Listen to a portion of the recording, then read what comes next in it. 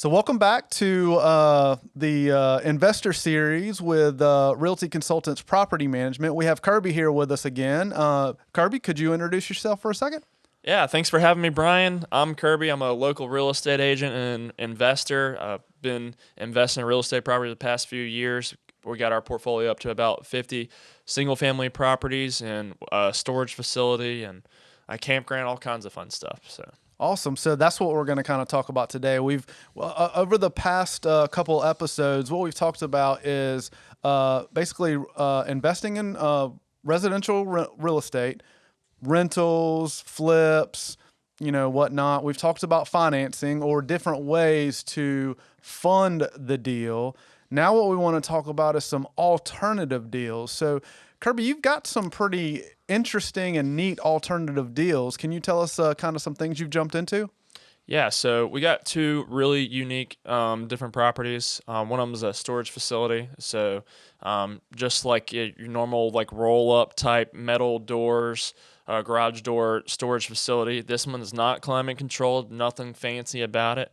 It's just steel and concrete, and that's what we love about that. And then we also have a recreational campground up in the mountains of North Carolina, and it's pretty unique because it has a general store on the property. We have about 35 campsites. We have 6 cabins that are used as like a short-term rental, similar to Airbnb, and then we rent tubes for people to ride their tubes down the creek. So it's a pretty unique business, and we love that too. So basically, you are just purchasing businesses at that point. It's not really real estate, but it's businesses. Yeah, so we like it.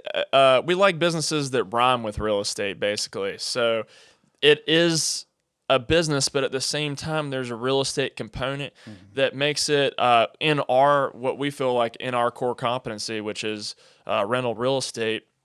It's just a slightly different spin on that, and we like the idea of it being sort of a business because when you do end up selling a business, a lot of times, it's valued differently and can be valued higher than what normal real estate can be valued at. So sure. So I've heard a lot of people interested in going down the storage facility route. How do you find something like that, and what even got you into this? Yeah, so I hate to say it, but we kind of stumbled upon the storage facility, but it's just a part of being out there networking. I think we were doing a deal with somebody who had that we were looking to buy some single family rentals from, and he's like, "Hey, got this storage facility also. Would you guys be interested?" And we said, "Yeah, absolutely. We'd love to take a look at it." When we first went to the property, the guy only had like three or four of the doors actually paying rent, or 3 or 4 of the storage units actually paying rent at the time. This facility has 109 rentable storage units and then area for parking that you can rent out. So only 3 out of the 109 were being rented, and none of the parking spaces were being rented. And so it was a great opportunity because without having a history of rental income, it can be difficult for a seller to sell the property because it's not really financeable. A bank is not really going to want to lend on a property that has no rental income. So for us, it made a lot of sense. We were able to pool a couple of our partners' money together and purchase the property cash. And then since then, we've worked on getting it filled up, and we bought the property in April of 2021. And it took us till about October to get it about 90% full. Wow! So in just a few months, we got it full. That's awesome. So do you have an exit strategy with this, or is this just a long-term hold for you? Well, we'd like to. Our exit strategy is long-term, but we're looking to purchase a couple more facilities, put them in a group together, and then try to package them up and sell them to a bigger company that would purchase multiple storage facilities at once. Okay, cool. Yeah. So another really interesting project you took on was a recreational park. Why don't you tell us a little bit about that? Yeah, so the recreational park campground is in Bryson City, North Carolina. It's a small general store. We sell, snacks. We have Bluebell ice cream. tastes just like the good old days. It's really great. Our property is very unique because it's next to, and it's one of the reasons we decided to buy it. It's next to the Smoky Mountain National Park. It's actually only 50 feet if you're walking from our parking lot to the national park, and makes the property really unique. And also, there's a big creek. It's called Deep Creek. Runs down beside the property, and so makes it an excellent place to get away for the weekend. We have, like I said, around 35 camp spots. So those are full hookup. So if you have a camper, you can pull up there. It has sewer, water, power, Wi-Fi, all that good stuff. So you just pull up right next to the creek. You can walk to the park. And we also rent tubes, like inner tubes at the store. You can ride down the creek on the inner tubes. And we rent those for like $8, for a rental. You can use it all day.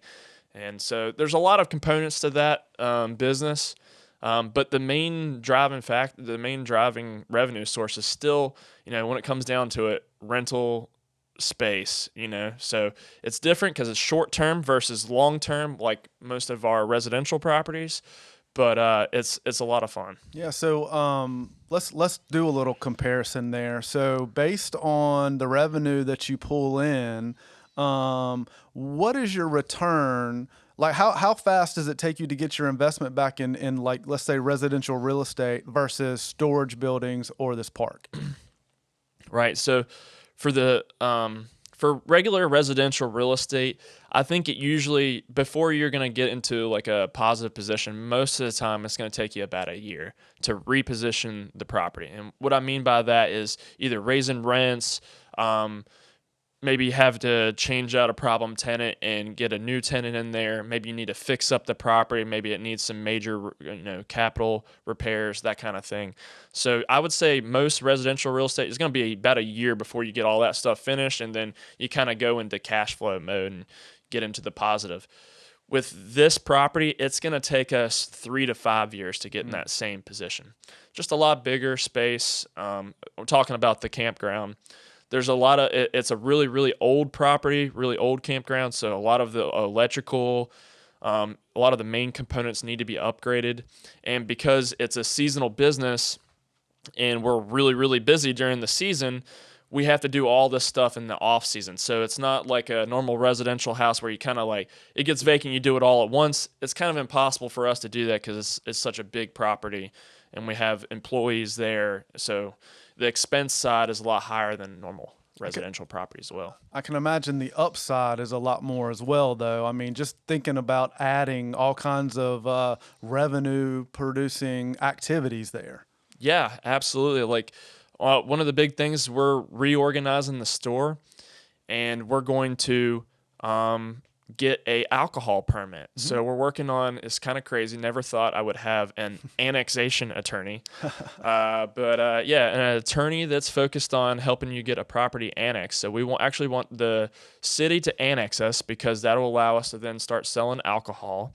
And the revenue that the upside for this property we expect to come from mostly the alcohol sales because nobody in this area can sell alcohol. And we're going to be able to be one of the first people. We'll be right outside the park. You can't bring the alcohol into the park. So if you get done with a hike, you want to have a cold beer or something like that, you can come right to our store, sit by the creek. It's going to be a great experience. That's fantastic. So are there any other projects on the horizon for you that are kind of considered alternative? Well, out there, we still got a lot of different things that we want to do. We'd love to be able to kind of expand our footprint around the mountains and maybe purchase another campground that would kind of like be complementary towards it.